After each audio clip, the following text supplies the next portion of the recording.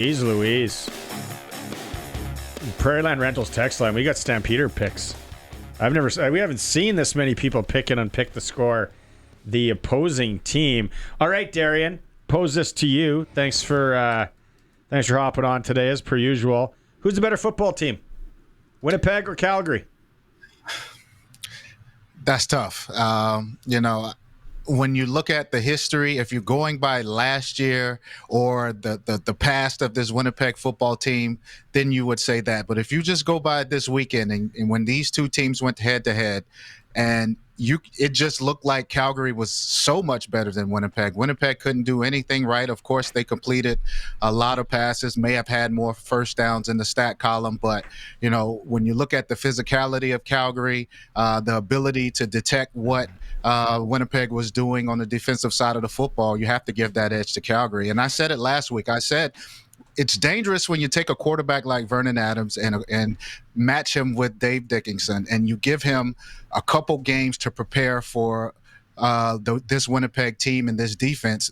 VA is a different type of quarterback. He can stretch the field. You have to defend the entire field. You can't just jump on mid-level routes because he can beat you over the top. So it's dangerous when Dave Dickinson can get a quarterback like Vernon Adams that can stretch the field. So I would pick Calgary right now.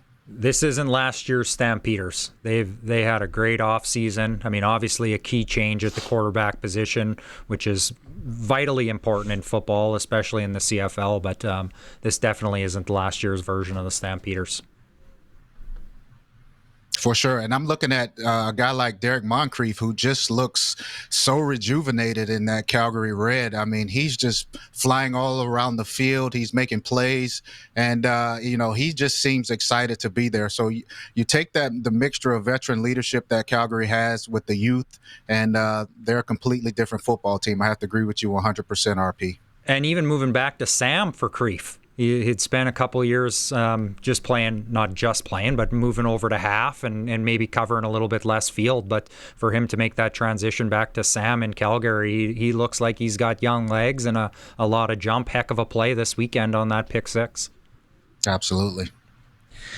Let's move over to our riders. And I don't know if you caught this, Darian, from earlier, but Jordan Williams fined for the hit on Trevor Harris in the Toronto game.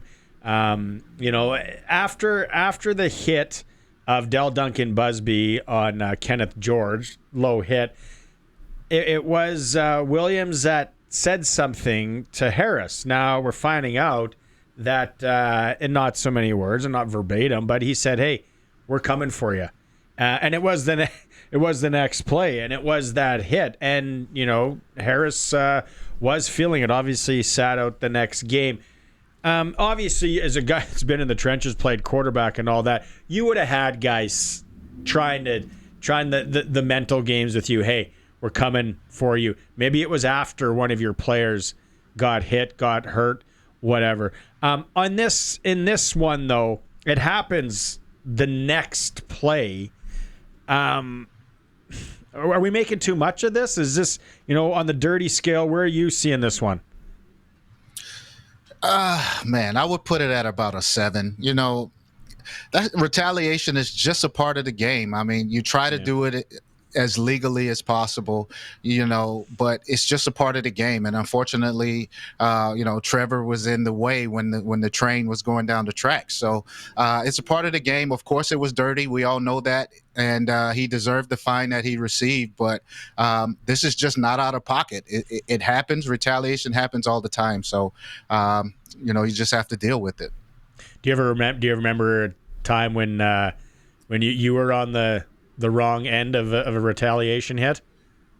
I mean, when have I not been? I mean, there have been, teams were just frustrated with us because, we moved the ball. We didn't have the biggest, fastest receivers, and we seemed to be able to just move the ball up and down the field on everyone. So frustration sets in. It's just a part of the game. And like I said, most guys understand that it's done in between the whistles and in a legal way, but this hit, it was just a little bit late, and because Trevor, felt it and was out the next week, then we kind of put a bright light on it.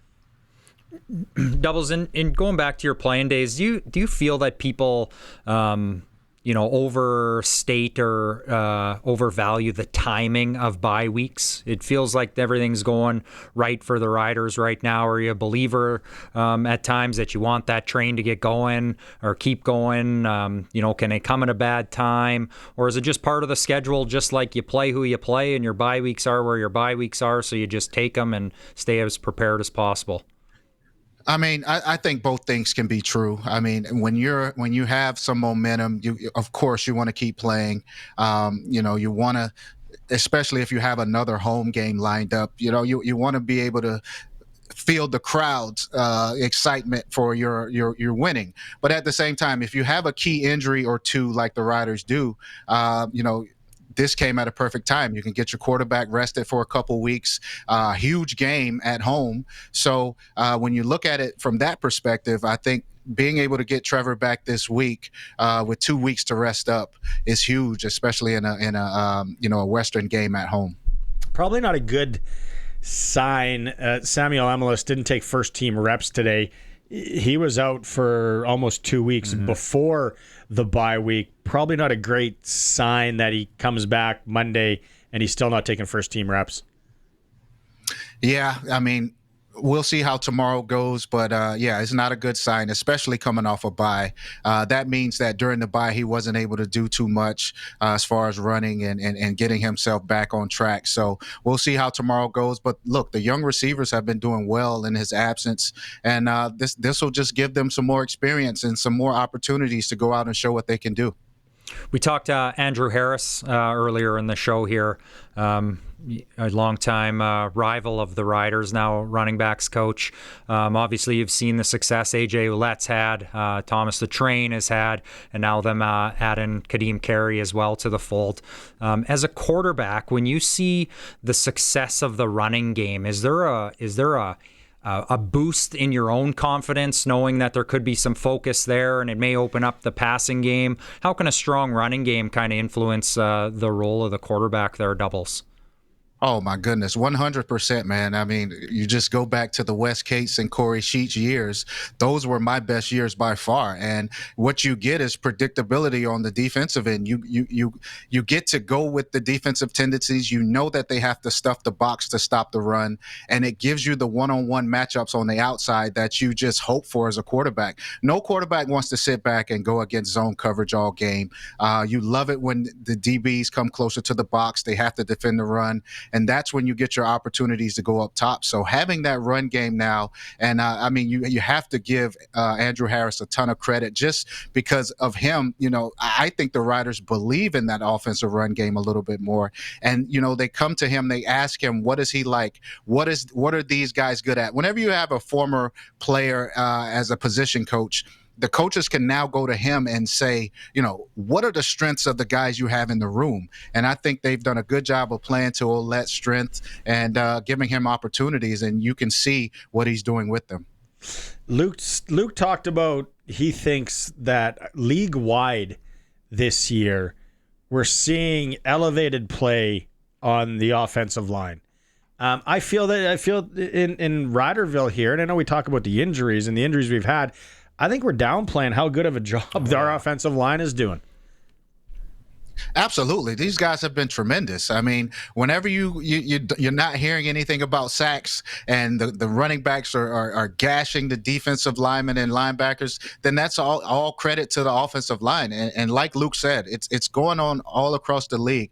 You saw the big runs that Rankin had yesterday and Mills with Calgary and you just see it across the league. So the offensive lines, they've been healthy for the most part, and they're doing a great job of opening up holes for these running backs. And I just think that whenever these offensive coordinators see an opportunity to run the ball, it could be 2nd and 4, that you can see them turning around and handing it off and just have that faith that they'll get the first down. Switching gears out of Riderville here for a minute, I wanted to ask you a little bit about yesterday's game in Edmonton. Trey Ford comes out for a series. Everything I've heard, no injury, nothing related to it. But he comes out for a series in the second quarter after throwing 2 touchdown passes. Obviously looked like it must be a planned or timed series for him just to take off.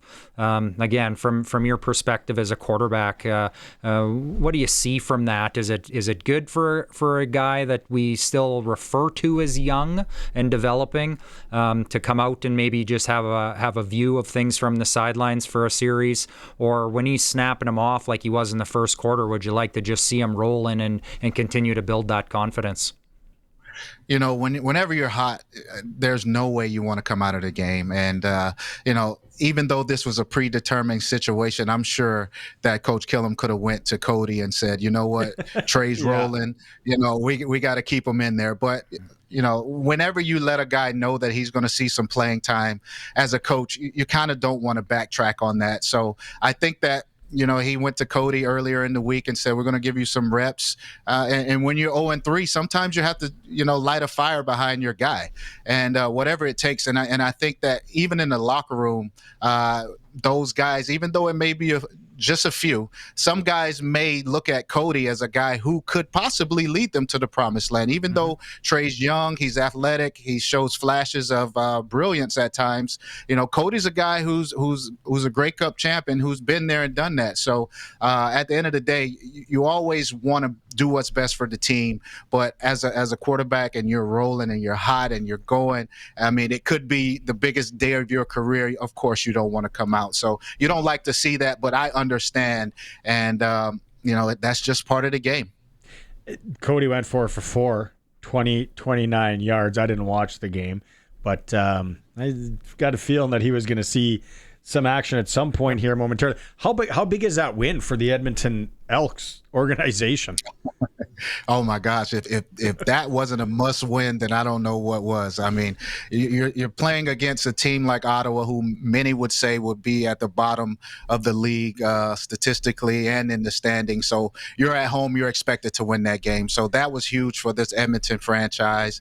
And you never want to see Commonwealth Stadium empty. From what I'm used to is 30, 40, 50,000 fans at each game. And you hate to see it like that. So it's just a big morale booster for that entire organization. That, I don't know, 30, 40,000, that's a lot of people. We may be, long gone from those days, but, they needed this win to just get back on track to even point in that direction. Back to the Riders and Stamps here, because we won't talk to you before Friday, but he downplays it, and we heard from him in hour 1, Mike Rose talking about playing his former team, and of course is the old athlete, no, it's not a big deal, it's not that. Tommy Stevens as well. There's something there though, Darian, when you're up against your old mates, your old team, whether they released you, they cut you, they traded you, you signed somewhere else, you want to lay it on them. Absolutely. I mean, look, they're your old team for a reason. Either they cut you or they didn't want to give you the money you felt like you deserved. There's a reason why they're your ex, right? So there's definitely some motivation there for on both sides. I mean, there's some former Riders on the Stamp side as well. So this is going to be a great game. I'm so happy that both teams are pretty much at the top of their games right now, and it should be an exciting game on Friday night. Give us a couple keys what you see for the Riders. Obviously, we touched on Vernon Adams. He's the the engine that'll drive them offensively. But what do you see out of this matchup? A couple things that Riders are really going to have to key on to have success against what we're all agreeing is a good Stamps football team, right, Barney? Yeah, the best. First and foremost, the Riders have to limit the big play. I think this Calgary team, with the receivers that they have and the ability that Vernon Adams has to stretch the field, you have to take away the big play. Make Vernon, take the 5, 7, 8-yard throws. Make him be accurate. I mean, if there's been any thing pointing to the downside of VA's game, it's just the consistency of hitting the underneath throws. So if I'm the Riders, and that's pretty much the Riders' MO on defense is to keep everything in front of them and make the quarterback beat you. So for VA, he just has to be consistent. And for the Riders, I think they just have to make sure they mix it up and be as balanced as they were the first 3 games of the season. Don't become predictable. Keep the game close. That way, you can let AJ Ouellette do what he does, get in some second and medium situations, and get some predictable coverage look from the Stampeders. So both teams are right on cue with what they're doing, and if everyone does what they're supposed to, this should be a great matchup. So do Riders now, if we're game planning here, right? Do they play three high, play 2 high? Do you blitz them? Do you spy them? What do you do to make them take the under and the short routes and not letting them scramble out and hit something deep? Well, first and foremost, it's about crowd noise, right? We need a mosaic that makes it tough on the opposing quarterbacks. We need, a couple false start penalties to put Calgary in 1st and 15, or some situations where they have to throw the ball. And then you have to mix up coverages. I don't think you can just sit back and do one thing. Mix it up, but don't be too aggressive, because the type of receivers, especially like a Dominique Rhymes, we have yet to see him explode down the field. But I don't think you want to leave him in one-on-one situations down the field and jump ball situations too many times. And that's not a good look for the Riders if they do that. So you can mix it up. Just be timely with your blitzes. And don't forget about the run blitzes as well. Like all blitzes aren't meant to just get after the quarterback. Some blitzes are for, to protect every gap up front, to make sure that run game doesn't get going. So Calgary's run game is underrated as well. And if the Riders can just slow it down and keep VA in some second and long situations and make him take the underneath throws, then I think they're playing to their defensive strengths. Okay, people like when you play SaskTel Pick the Score. We're getting people texting in here. What's Darian SaskTel Pick the Score Friday? Oh man, this is a tough one for me. Everyone knows where my heart is. I'm a Rider through and through, but I've said it week after week. I'm just a huge VA fan, and I'm not a fan of what happened to him in BC. I think he's on a mission. I think he is the best quarterback in the league. So with that being said, I like the Stamps. I think it'll be close. I will go with a 31-28 Stamps win. I just think that Calgary, with Dave Dickinson, game planning, and like I said, the strengths of VA, I think Calgary's a different football team.